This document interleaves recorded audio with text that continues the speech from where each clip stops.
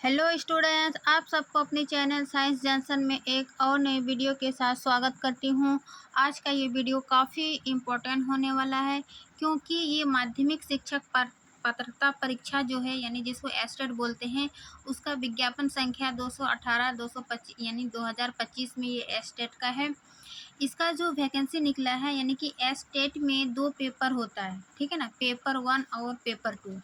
इसका complete PDF है, लेकिन हम इस वीडियो में आपको शॉर्ट में, है ना, एकदम सटीक बिल्कुल जानकारी देंगे ताकि आप जो एस्टेट का फॉर्म भरने से पहले आपको ये मालूम होना चाहिए, ठीक है ना। आप चाहे पेपर 1 के लिए एलिजिबल क्या है, पेपर 2 के लिए एलिजिबल क्या है, उसकी क्या शैक्षणिक योग्यता है, ठीक है ना, इन तमाम चीज़ों को हम देखेंगे।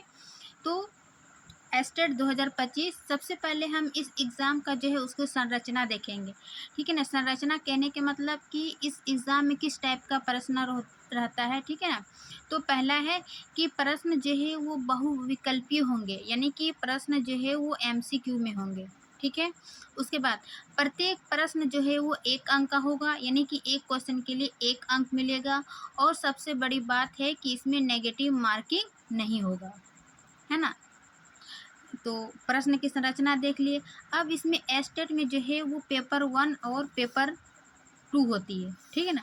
पेपर 1 जो होती है वो माध्यमिक यानी कि 9 to 10 के लिए होती है, हाई स्कूल के लिए।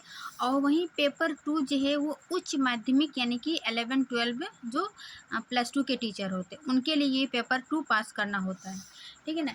सबसे पहले हम जानेंगे पेपर 1 के बारे में, यानी कि पेपर 1 हाई स्कूल 9-10 के लिए। उसमें जो शैक्षणिक योग्यता है वो 50% अंक के साथ आप बीए या बीएससी, है ना, या फिर आप एमए या एमएससी किए हो, साथ में आपका बीएड होना ज़रूरी है। तो ये पेपर 1 के लिए शैक्षणिक योग्यता हो गया। दूसरा है कि इसमें सब्जेक्ट समूह क्या होता है ना, उसमें कोई भी जो भी ऑनर्स रहता है उसके साथ और क्या होना चाहिए, ये सब्जेक्ट समूह, ठीक है ना। जैसे कि मैथ से यदि हम ऑनर्स किए तो उसके साथ फिजिक्स, इलेक्ट्रॉनिक या फिर कंप्यूटर साइंस या फिर केमिस्ट्री या फिर सांख्यिकी विषय, इनमें से जो है वो कोई 2 विषय जो है आप स्नातक में होना चाहिए, ठीक है ना, मैथ के टीचर होने के लिए, है ना। 9-10 मैथ के टीचर होने के लिए आपको इन सब्जेक्ट में से कोई 2 सब्जेक्ट आपके ग्रेजुएशन में होना चाहिए, बीए में। उसके बाद दूसरा सब्जेक्ट है विज्ञान, यानी कि साइंस में यदि आप पेपर 1 क्वालिफाई करना चाह रहे हैं हाई स्कूल के लिए, तो उसमें जो है आपका ग्रेजुएशन यानी कि स्नातक में जूलॉजी, बॉटनी, केमिस्ट्री या फिर बायोटेक्नोलॉजी या फिर माइक्रोबायोलॉजी, है ना, इसमें से जो है 2 सब्जेक्ट ये ग्रेजुएशन में होना चाहिए। चाहे आप जूलॉजी के साथ बॉटनी है, जूलॉजी केमिस्ट्री, है ना, माइक्रोबायोलॉजी बॉटनी के साथ केमिस्ट्री, तो ये 2 सब्जेक्ट हर हाल में होगा, तभी जो है आप वो विज्ञान या फिर मैथ के लिए एलिजिबल होंगे। फिर है तीसरा सामाजिक विज्ञान। सामाजिक विज्ञान के साथ जो है वो मतलब ग्रेजुएशन के साथ आपका इतिहास, भूगोल, अर्थशास्त्र एवं राजनीतिक शास्त्र, इनमें से जो है वो कोई 2 सब्जेक्ट आपके ग्रेजुएशन में होना चाहिए। बट इसमें जो है वो अनिवार्य रूप से एक विषय का होना जरूरी है, या तो आपका इतिहास होना या फिर भूगोल, है ना, यानी कि जिस भी इनमें से जो भी आपका ऑनर्स है उसके साथ आपको हिस्ट्री और एक भूगोल होना ज़रूरी है, तभी जो है वो आप सामाजिक विज्ञान के टीचर बनने के लिए यानी कि पेपर 1 के लिए एलिजिबल होंगे, ठीक है। उसके बाद भाषा, है ना, भाषा में जो भी आपका ऑनर्स पेपर, चाहे उर्दू हो, हिंदी हो, इंग्लिश है, वो आपका ऑनर्स होनी चाहिए, ठीक है, ऑनर्स। तो आप भाषा के टीचर के लिए पेपर 1 में एलिजिबल हो जाते हैं। तो हमने देखिए कि एस्टेट में जो है वो पेपर 1 यानी कि माध्यमिक 9 to 10 के लिए ये शैक्षणिक योग्यता, फिर उसका सब्जेक्ट समूह क्या होता है, ठीक है ना। तो अब हम पेपर 2 में देखेंगे। पेपर 2 के लिए जो है वो उच्च माध्यमिक यानी कि 11-12, है ना, उसमें जो शैक्षणिक योग्यता है वो 50% अंकों के साथ एमए, एमएससी, है ना, और साथ में बीएड होना चाहिए, ठीक है ना। इसमें क्या था पेपर 1 में, आप एमए या एमएससी नहीं भी है तो चलेगा, ठीक है ना। ये आप बीए बीएससी है प्लस बीएड है तो आप एलिजिबल है। लेकिन इसमें पेपर 2 में आपको बीए या एमएससी प्लस बीएड होना ज़रूरी है, ठीक है ना, तभी आप पेपर 2 के लिए एलिजिबल होंगे। इस उसके साथ उसके बाद जो है वो सब्जेक्ट, यानी कि सब्जेक्ट इसमें क्या होना चाहिए, ये ग्रेजुएशन में तो आपको फिजिक्स होना, यानी कि फिजिक्स से आप ऑनर्स किए तो पीजी जो है आप फिजिक्स, इलेक्ट्रॉनिक, है ना, या फिर अप्लाई फिजिक्स या न्यूक्लियर फिजिक्स, ये सभी आपका पीजी में होना है, तभी आप इस सब्जेक्ट जो है वो आप 11 से 12 तक पीजीटी के लिए मतलब टीचर बन सकते हैं या आप पेपर 2 में एलिजिबल हो सकते हैं। फिर दूसरा हम देखेंगे केमिस्ट्री। केमिस्ट्री में भी वही है, केमिस्ट्री आपका ग्रेजुएशन है, मेन पेपर हो गया। उसके बाद पीजी में आपका केमिस्ट्री या फिर बायो केमिस्ट्री है, तो आप केमिस्ट्री के पेपर 2 के लिए एलिजिबल होंगे। दूसरा है इकोनॉमिक्स। इकोनॉमिक्स में भी जो आपका पीजी होगा वो इकोनॉमिक्स या फिर अप्लाइड इकोनॉमिक्स या फिर बिजनेस इकोनॉमिक्स, इसमें से कोई एक पीजी है ना, तो आपका ये इकोनॉमिक्स के टीचर बन सकते हैं। वही कॉमर्स में जो एमकॉम से पीजी किया हो वो तो कॉमर्स के टीचर बन सकते हैं। फिर ये बॉटनी या जोलॉजी, यानी कि इन दोनों में से कोई आपका जो भी ग्रेजुएशन में रहा होगा ऑनर्स, ये दोनों टीचर बनने के लिए आपका पीजी में या तो बॉटनी से हुआ हो, जोलॉजी से हो, लाइफ साइंस में bio science, genetic, microbiology, biotechnology और मोलिकुलर बायोलॉजी, प्लांट फिजियोलॉजी, इसमें से जो भी आपका पीजी है ना, पीजी में होगा तो आप बॉटनी या जूलॉजी सब्जेक्ट के पेपर 2 के लिए एलिजिबल हो सकते हैं, ठीक है ना। मैथ के लिए जो आपके मैथ में मैथमेटिक्स या फिर अप्लाई मैथमेटिक्स, इन दोनों में से कोई एक पीजी है तो आप मैथ के लिए पेपर 2 एलिजिबल होंगे, ठीक है।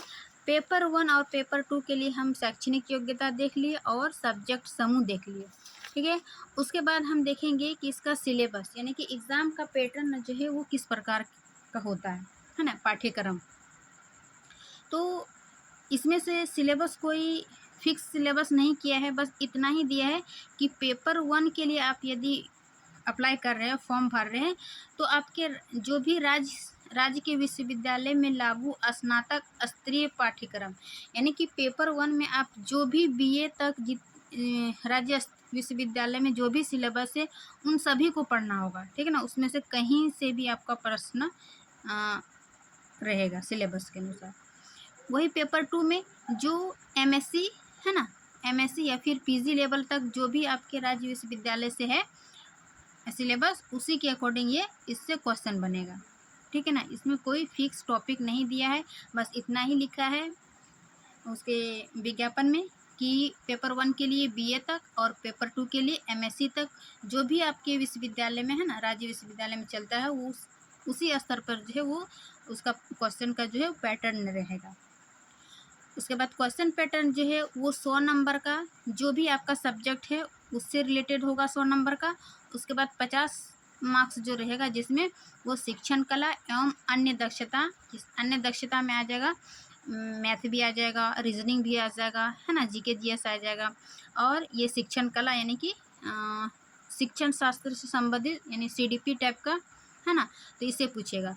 तो 100 नंबर अपना सब्जेक्ट और 50 नंबर शिक्षण कला एवं अन्य दक्षता, ठीक है ना। तो टोटल 150 क्वेश्चन हो जाएगा और 150 मार्क्स का ही। प्रत्येक प्रश्न हम देखिए पहले में ही कि प्रत्येक प्रश्न के लिए 1 मार्क्स मिलेगा और इसमें टाइम जो है वो 2.5 घंटा रहेगा, ठीक है। क्वेश्चन टाइम हो गया। अब इसमें अर्हता जो है वो एस्टेट के लिए मतलब कौन भर सकते हैं, तो सबसे पहला है कि वो भारत का नागरिक हो, है ना, आवेदक जो भी फॉर्म भर रहे हैं वो भारत का नागरिक होना चाहिए। और यदि आप बिहार के निवासी हैं, यानी कि बिहार से चाहे आप एससी, एसटी, ओबीसी, ईबीसी जो भी कैटेगरी से आते हैं, तो वहाँ का जो है वो 5% उसको आरक्षण मिलेगा, ठीक है ना। यदि आप वहाँ के निवासी या फिर ओबीसी, एसटी इन सभी का सर्टिफिकेट है तो आपको 5% का छूट मिलेगा।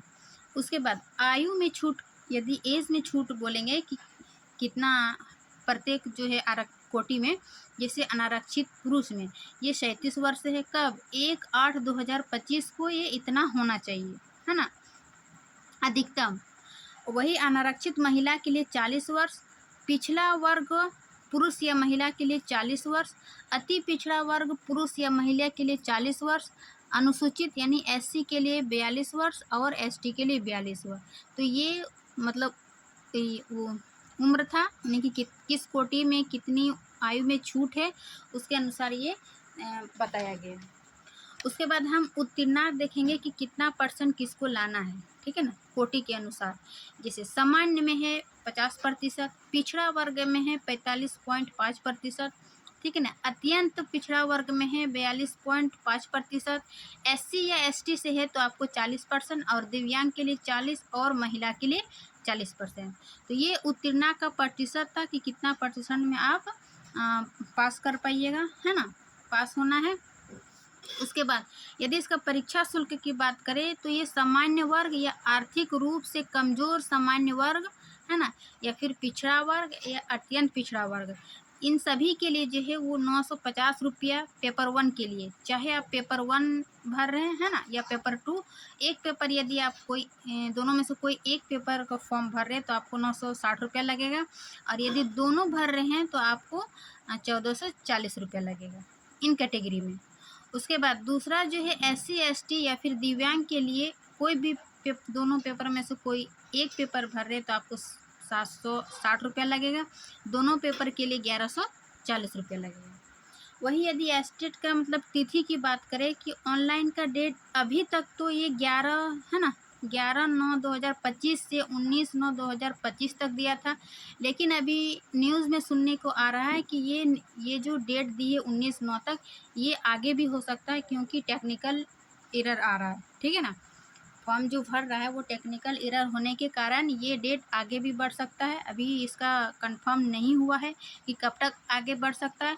फिलहाल हम 19 तक ही मान के फॉर्म भरेंगे, ठीक है ना। तो मैं आशा करती हूँ कि ये जो एस्टेट के लिए आप जितने भी जानकारी दिए हैं सटीक जानकारी दी हैं, ताकि आप कम समय में जो है वो सिलेबस को, एग्ज़ाम के पैटर्न को, उसकी संरचना को, उसकी योग्यता को अच्छे से समझ पाएँ, ठीक है ना। तो वीडियो अच्छी लगी तो लाइक एंड सब्सक्राइब करें। मिलते हैं नेक्स्ट क्लास में, तब तक के लिए थैंक यू।